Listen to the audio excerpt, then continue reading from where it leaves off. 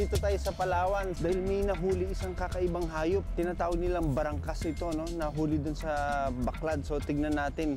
Kayo po si Kuya Randy. Opo, sir. Samahan niyo po kami dun sa nahuling barangkas.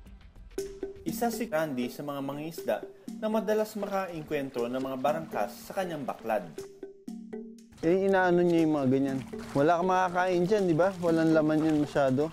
Excited ako dahil I've never seen this barangkas na ito na buhay.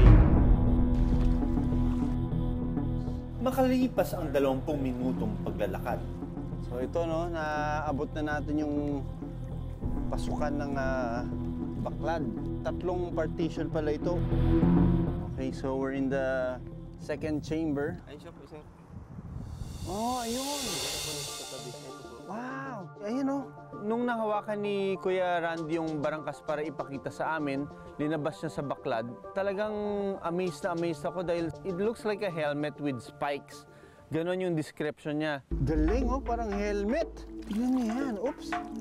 Delikado ba yan? First time ko makahawak ng barangkas, ano? Delikado daw makatusok ito. O yan, oh. Grabe. Yan ang defense siguro niya. Hindi kasama ang mga barangkas sa mga lamang dagat na target hulihin ni na Randy gamit ang Baklad. Pero hindi raw talaga naiiwasang matrap sila sa loob nito.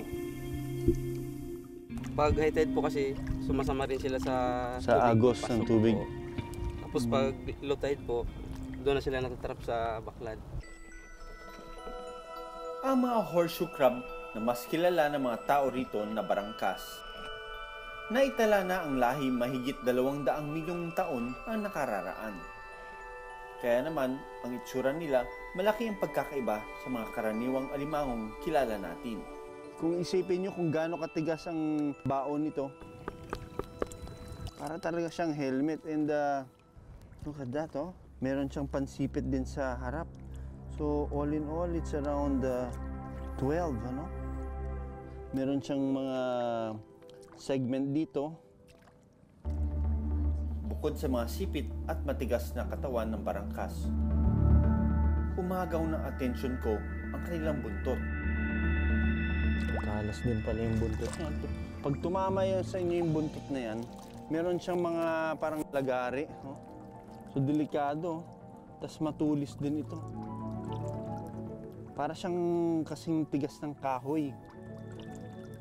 Pag ginanito ko, hindi siya masyadong nakakasugat. Pero pag inatras ko ng ganon, sigurado hiwa yung balat mo dito.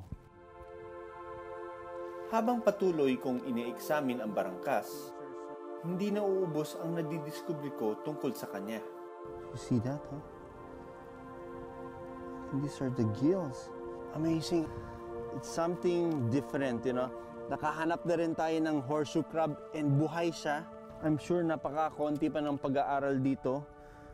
So kukuha natin ng sukat itong mga to, ha. Re-record ko.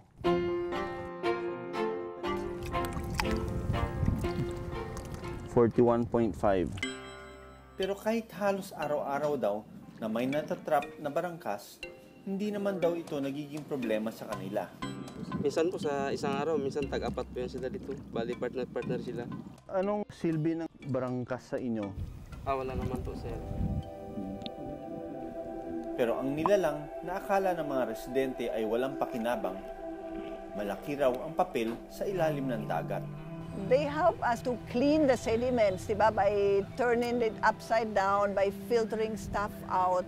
It's not something you would immediately notice. Like all organisms have a role, but on the long run, maybe we have higher sedimentation. Dahil ang mga horseshoe crab ay nagtataglay ng dugo na may malakas na depensa laban sa mga bakterya at impeksyon.